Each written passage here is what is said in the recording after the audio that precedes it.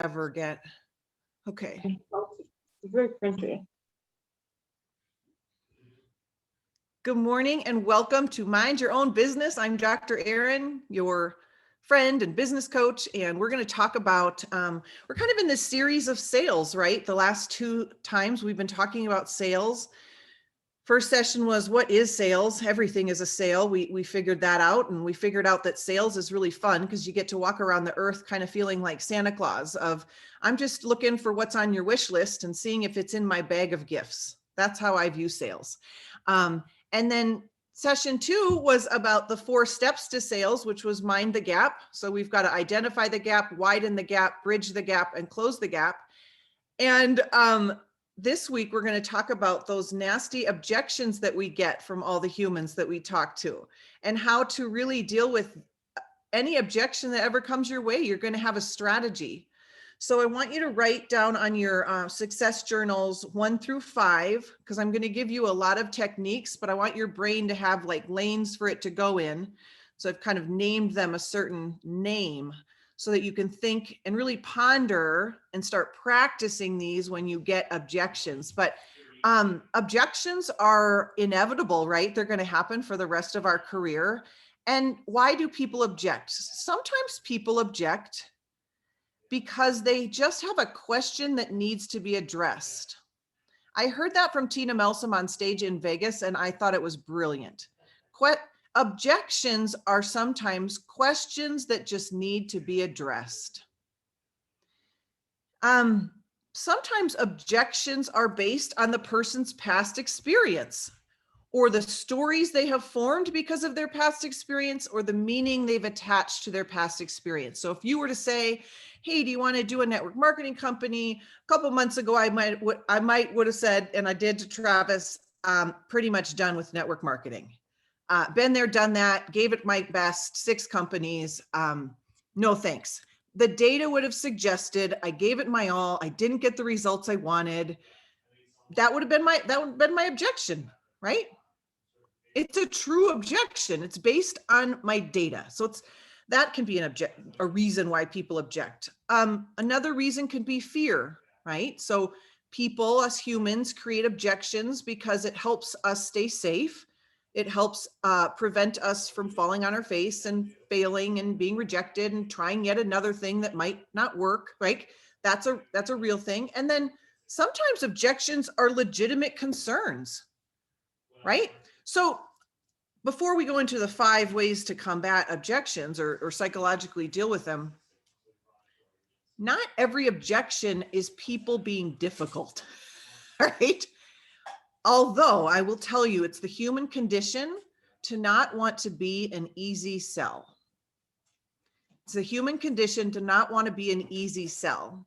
So if I've been trying to lose weight my whole entire life and you come and say, I have the magic candy next November, I have this magic candy. I mean, we wouldn't say magic candy, but I have this thing that's going to help you lose weight. It would be actually more normal for a human to say, I'm sure it won't work because I've tried everything.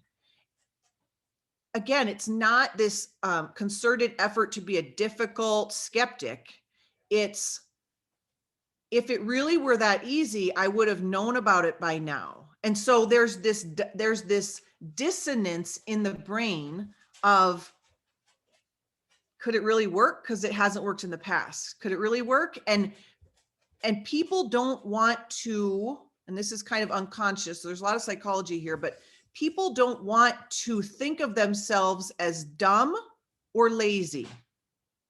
This is sales like 101.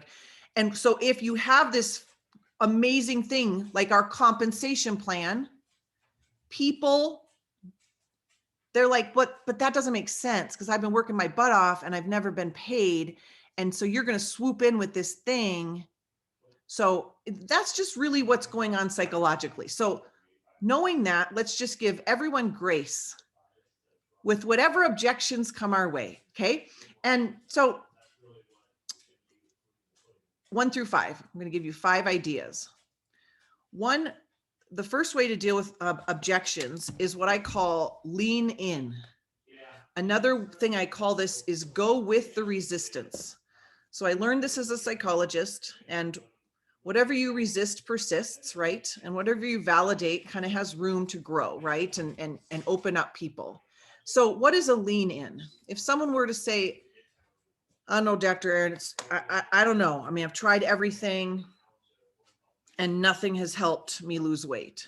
A lean in would be, "Totally, I got it. Like, tell me, what have you tried? Oh my God, I'm right there with you, girl. What have you tried? I've probably tried it too." Do you see how that feels? That's called go with the resistance. So going against the resistance is, I know, but this is different. This is different. Do you see? Just going against the resistance right away. And you just, boom, you get nowhere.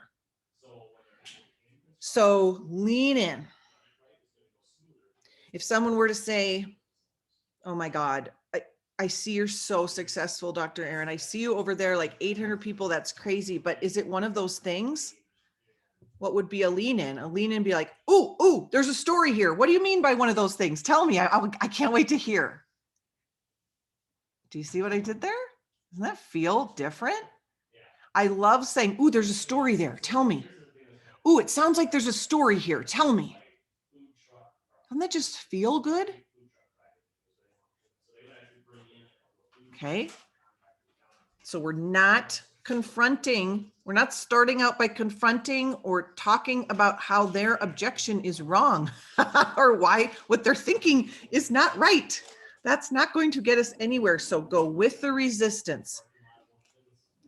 Money's really tight. I don't have any extra money. Oh my gosh. Tell me about it. I got it. Like this year, oh my God, it's been brutal. Like, how, tell me, like, what has this year been like for you? What's going on? I'm leaning in.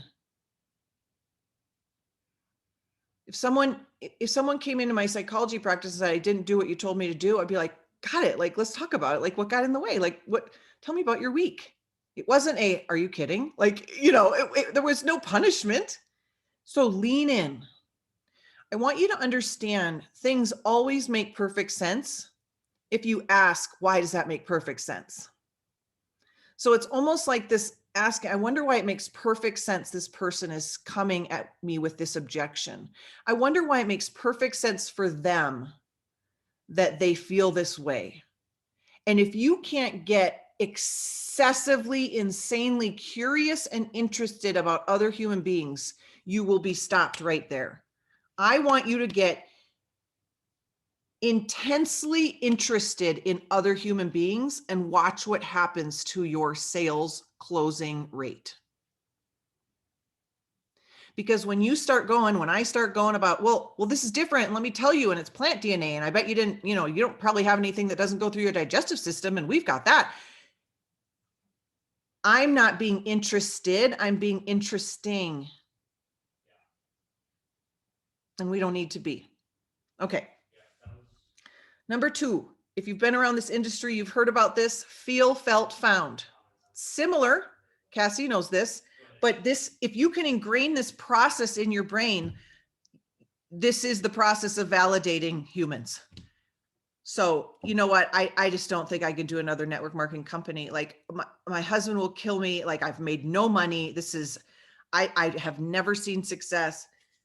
Oh my gosh, feel, felt, found. I totally understand how you feel. And if it's true for you, oh my gosh, I felt that way. I felt that way 8 months ago, the day before I started this business. I was crying. I was like, I can't believe we're not going to make it in network marketing. Like we tried so hard and I'm so done. Like I totally I understand how you feel. I felt that way too. Would it be okay with you if I shared with you what I found? So you can ask permission to share what you found. Feel, felt, ask permission to share what you found. Feel, felt, ask permission to share what you found. That's even a pro level instead of just feel, felt, found. Because feel, felt, found can sometimes be, I understand how you feel. I felt the same way too, but let me tell you what's different. It can feel a little invalidating even. So if you can just be a ninja, pro tip, and go, would it be all right if I shared with you what I found? And they'll say yes. Doesn't that feel good? Feel, felt, found. if someone says, oh, good Lord, I would love to be successful like you, but I have no time. Oh my gosh, I feel you there. I was spinning my wheels the last 5 years. Totally. You're so busy. Emily, you are so busy. You homeschool, like you have 4 kids, like you're totally busy. I totally get it. I often wondered too, like, how was I going to add anything else into my life and be successful? Would it be all right if I show you what I found about like how to actually make more time in your life with what we're doing? She'll say yes. Okay, feel, felt, found. Okay, 3. You can agree. You can just agree with the objection. Now, what do I mean by that? Like if someone says, oh my gosh, I don't have any money, I'd be like, me neither. If that's true for you, right? Or like, I know, like it's ridiculous how people, I don't even know how us adults make it in this world. Like everyone's just living paycheck to paycheck. It's ridiculous. You're just agreeing with it. You're agreeing with it. I'm so busy. I know you are. Like you are so busy. You are. God, look, you are so busy. Yeah, I'm just agreeing. I might even say if it's true, like you're the busiest person I know, actually. And you're so successful and you just do so many things so well. You're so busy. And then what I would do with that, I'm just going to add this in because it kind of makes sense here. Big Al, he's a network marketing trainer. I'm new to him, love him. He wrote a great book. I'll share it in the group later. But he asks and he pivots and he says, are you interested in changing that? But then what he does is he goes, okay, got it. So when would you like to change that? When? Do you guys know that question's in our rapid funnel? Like that's in the quiz. That's how good our rapid funnel is. It's created by me and Big Al and Tina Melsom and some other, the scripts that you use, they're gold. It's gold. It actually asks, when are you interested in changing this health concern? So if someone says, I'm broke as a joke, and someone told me that this morning, I have no money. Say, got it. Been there, done that. I couldn't even afford a free meal. We were so poor. Like we would get a buy one free. We couldn't even afford the free one because we, and I'm like, are you interested in changing that? Well, heck yeah. Got it. When would you be interested in changing that? So powerful. So powerful. Okay. Number 4, this is for all you next level people. It's called a paradoxical intervention. And you kind of do the opposite or you pull it away and see if they grab at it. And it's not for everyone, but I'll give you an example. Pamela and I were sponsoring someone who's really busy and we knew her objections would be she's really busy and blah, blah, blah. And I just was on the phone. I was like, actually, given what you're saying, like, I don't know if this is the right move for you. I don't know if you have got time to add something else in. And then it kind of feels sneaky, I guess, because it kind of is. But what they often do is they take it back and they're like, no, I don't want to be this busy forever. Oh, got it. Okay. So if we could find a plan for you where you could incorporate this into your life and, not completely burn out, that would be worth it. Okay, got it. It's paradoxical intervention. Another paradoxical intervention is just a slight one that you find in my script when I'm sending the 5-minute video, which is, so it's kind of this pull it away. And so I'll give you the example first, and then you'll see it and you'll feel it. Cassie, oh my gosh, girl, your little kids were so cute on Easter, blah, blah, blah. Hey, Garth and I have come across something that it will be the biggest thing that we do in business. And I don't know if it'll excite you or not. I don't know. It really excites us, but I don't know if it'll excite you or not. But I think it's worth 5 minutes just taking a look. What do you think? Do you see how cool my posture is there? That's a paradoxical kind of intervention. When someone keeps complaining to you on the team about this business isn't working for them, you could literally say, maybe it's not the right time for you.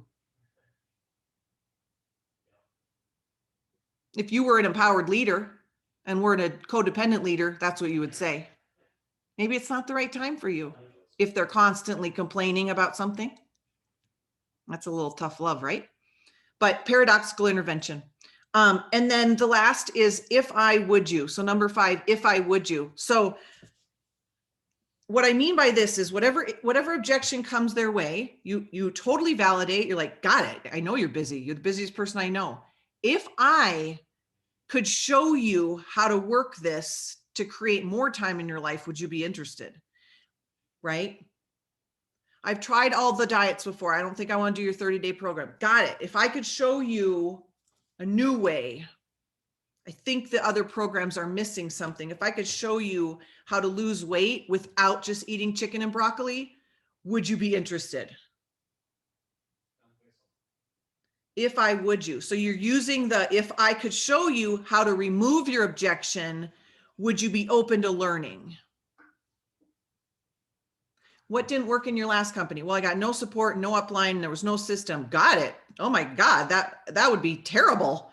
If I could show you how to build this business with a simple system where lots of people are winning, would you be interested in learning the system and working it?